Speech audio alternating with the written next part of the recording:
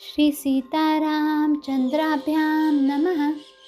महर्षि वाल्मीकि प्रणीत श्रीमद् वाल्मीकि रामायण प्रथम भाग बालकांड।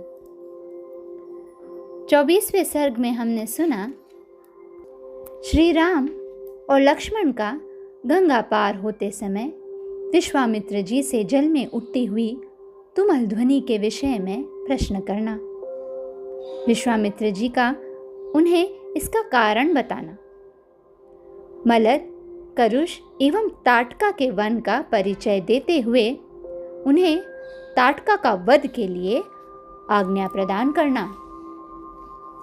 25वें सर्ग में हम सुनेंगे श्री राम के पूछने पर विश्वामित्र जी का उनसे ताटका की उत्पत्ति, विवाह एवं शाप आदि का प्रसंग सुनना और विश्वामित्र जी के ताटका के वध के लिए श्री राम को प्रेरित करना।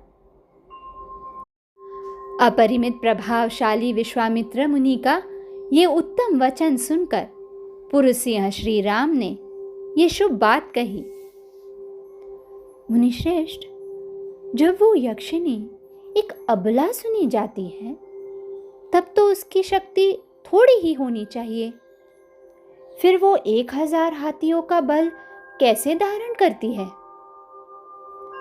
अमित तेजस्वी श्री रघुनाथ जी के कहे हुए इस वचन को सुनकर विश्वामित्र जी अपनी मधुर वाणी द्वारा लक्ष्मण सहित शत्रुदमन श्री राम को हर्ष प्रदान करते हुए बोले, रघुनंदन, जिस कारण से ताटका अधिक बलशालिनी हो गई है वो बताता हूं, सुनो। उसमें वरदान जनित बल का उदय हुआ है, अतः वह अबला होकर भी सबला हो गई है या बल धारण करती है। पूर्व काल की बात है, सुकेतु नाम से प्रसिद्ध एक महान यक्ष थे। वे बड़े पराक्रमी और सदाचारी थे, परंतु उन्हें कोई संतान नहीं थी। इसलिए उन्होंने बड़ी भारी तपस्या की। श्री राम यक्षराज सुकेतु की उस तपस्या से ब्रह्मा जी को बड़ी प्रसन्नता हुई। उन्होंने सुकेतु को एक कन्या रत्न प्रदान किया जिसका नाम ताटका था। ब्रह्मा जी ने ही उस कन्या को 1000 हाथियों के बल के समान बल दिया, परंतु उन महायशस्वी पितामह ने उस यक्ष को पुत्र नहीं दिया। उसके संकल्प के अनुसार पुत्र प्राप्ति हो जाने पर उसके द्वारा जनता का अत्यधिक उत्पीड़ित होता, यही सोचकर ब्रह्मा जी ने पुत्र नहीं दिया। धीरे धीरे वो यक्ष बालिका बढ़ने लगी और बढ़कर रूप यौवन से सुशोभित होने लगी। उस अवस्था में सुकेतु ने अपनी उस यशस्विनी कन्या को जम्बुपुत्र सुंद के हाथ में उसकी पत्नी के रूप में दे दिया। कुछ काल के बाद उस यक्षी ताटका ने मारीच नाम से प्रसिद्ध एक दुर्जय पुत्र को जन्म दिया, जो अगस्त्य मुनि के शाप से राक्षस हो गया। श्री राम अगस्त्य ने ही शाप देकर ताटका के पति सुंद को भी मार डाला। उसके मारे जाने पर ताटका पुत्र सहित जाकर मुनिवर अगस्त्य को भी मौत के घाट उतार देने की इच्छा करने लगी। वो कुपित हो मुनि को खा जाने के लिए गर्जना करती हुई दौड़ी। उसे आती देख भगवान अगस्त्य मुनि ने मारीच से कहा, तू देवी योनि रूप का परित्याग करके राक्षस भाव को प्राप्त हो जा। फिर अत्यंत अमर्ष में भरे हुए ऋषि ने ताटका को भी शाप दे दिया, तू विकराल मुख वाली नरभक्षिणी राक्षसी हो जा।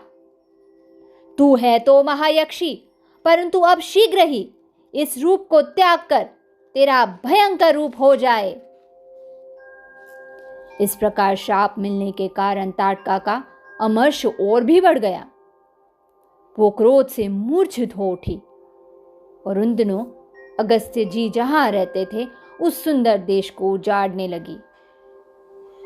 रघुनंदन, तुम गौ और ब्राह्मणों का हित करने के लिए दुष्ट पराक्रम वाली उस परम भयंकर दुराचारिणी यक्षी का वध कर डालो।